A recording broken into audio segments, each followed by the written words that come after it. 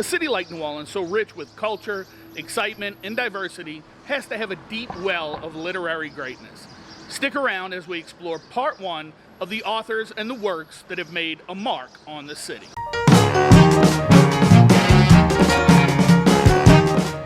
The list of books based in New Orleans are long and distinguished, as are the authors that have called the city home. We'll be doing this in several parts, so please add your thoughts below for future episodes. In this episode, we'll be narrowing our focus to work on fiction. The great books about our city and culture could be a series all by itself. Some of you may know that I'm also an author and have published 5 books, 2 of which are fictions that have New Orleans as a main player. And I can tell you that this city, more than any other, leaves an imprint on your work. So let's talk about these works and authors that speak to me about the Big Easy. This is my list, and I encourage you to tell me your favorites in the comments below. Oh, and as usual, I'll try to tell you where you can find a little piece of that world here in the city today. Let's start our literary journey with the man who now has his own literary festival based right here in the city. That, in the name of his seminal work, still elicits visions of Stella. Now, I speak of none other than Tennessee Williams and A Streetcar Named Desire. It made its debut on December 3rd, 1947 on Broadway and earned him a Pulitzer Prize for drama.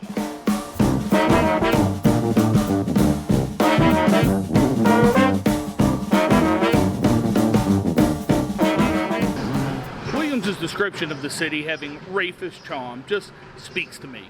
Tennessee Williams lived at several locations in the French Quarter, and after a brief stay on Royal Street, just a block over there, he lived in an attic apartment here at 722 Toulouse Street. He began to take on that artsy, freewheeling French Quarter lifestyle.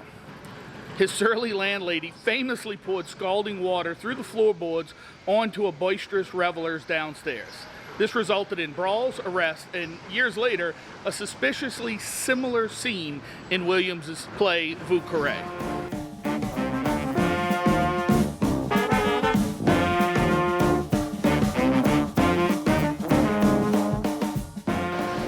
From right here at 632 St. Peter Street, Williams could hear the rattle-trap streetcar named Desire. It ran along Royal, and then he could also hear the one named Cemeteries running along Canal. And it seemed the perfect metaphor for the human condition. We all know the results of that.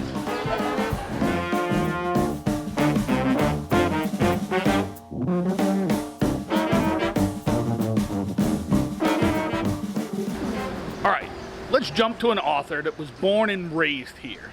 She then turned around and based a large portion of her work right here in the city of New Orleans. I speak of the queen of Gothic fiction, Anne Rice.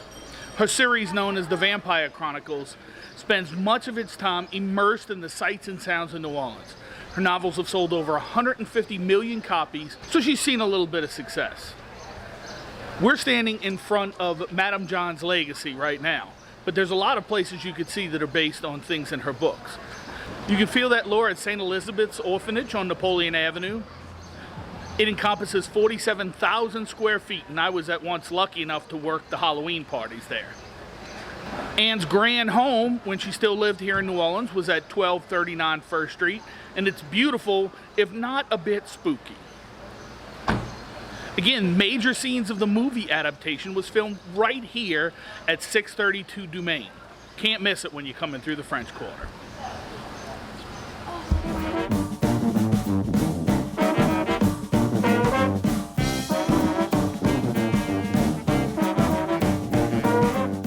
An author and work that has to be included on this list is John Kennedy Toole's A Confederacy of Dunces. This amazing manuscript went unseen for 11 years after his untimely suicide. He did receive a posthumous Pulitzer in fiction for this work that put New Orleans in an entirely new light. The main character in Confederacy of Dunces is none other than Ignatius Riley. Now, Ignatius is a modern-day Don Quixote.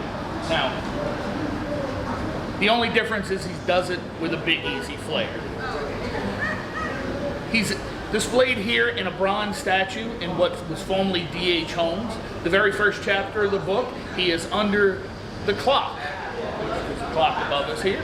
That gives us the opening, and this is exactly how he's dressed in the novel. He truly puts on that New Orleans flair, including the dialect with all the yats and y'alls, and, well, you get it. This amazing novel weaves a rich and wonderful tapestry of the city of New Orleans. You can come see Ignatius here at 819 Canal Street. His statue sits here, looking right over Canal in the streetcar line. Wow, we've barely scratched the surface on notable and noteworthy authors and their works here in New Orleans. Please comment below on what you think we should have in part 2 as we look at all these literary figures here in the Big Easy. Now, I want you to make sure you go visit the channel at www.bigeasylife.org. And if you like our work, like the video and subscribe. What are you waiting for? And as always, thanks for being part of our Big Easy Life.